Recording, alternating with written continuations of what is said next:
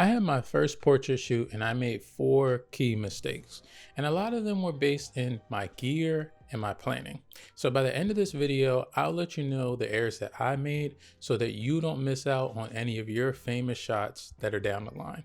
The best way to stop any mistake is by having a written down plan, and I did. I had a shot list, I had a Pinterest board, I even communicated with my model everything that we were doing. I checked everything off of my list. The only problem with a plan is that you can stick too closely to it. If it wasn't written down on my shot list, if it wasn't communicated with Lena, I didn't look for it. And the problem was I missed out on opportunities and shots for show and tell. I focused far too much on my subject or the model, but forgot to connect her paintings to the pieces.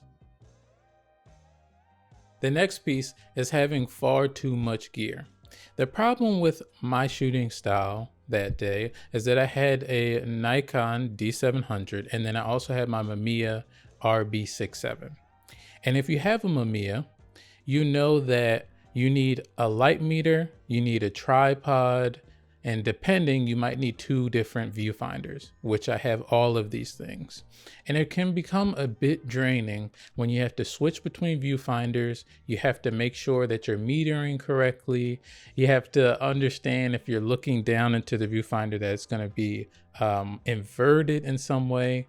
And this can end up tiring you out. Especially if you have too much gear and you're balancing between 2 things. So the problem here is that when I got to certain shots with my D700, I no longer wanted to use the tripod. I wanted to just shoot, I wanted to be free, I wanted to move around and do what I wanted to do, which was great for a number of shots. But one shot that I really feel hurt about is the shot of Lena in her closet doorway. I really enjoyed them both visually, but would have made them perfect if I put them on a tripod and then I had the same exact shot. So it felt as though it was one with her in it and one with her absent, not the composition slightly moving or seeing the candles in one part or seeing a bit more of the roof or a bit more of the ground. It makes it disconnected. And like I've said and I've shown, I love diptych photos.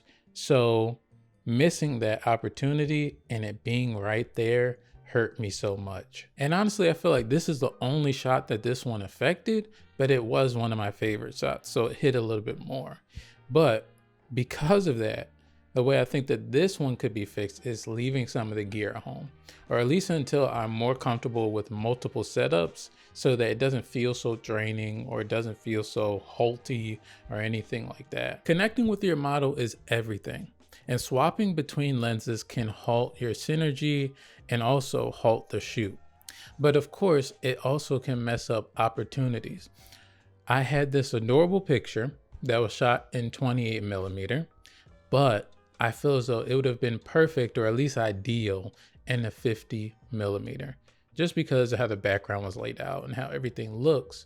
But the reason that this was a problem is because I was locked into my 28mm. I was more shooting freely at this point and I didn't think about swapping back. Solving this one is honestly just gear.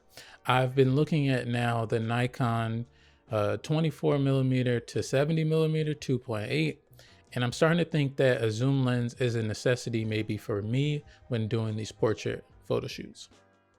Lastly is model communication. Remember that you and your model are a teammate. You're both trying to get this vision to be as perfect as possible. They want to look good, you want to have a great photo, so it shouldn't be hard or worrisome for you to speak up. But since this was my first photo shoot, honestly I was. This was no problem on Lena's side. She was very easygoing and open to doing anything.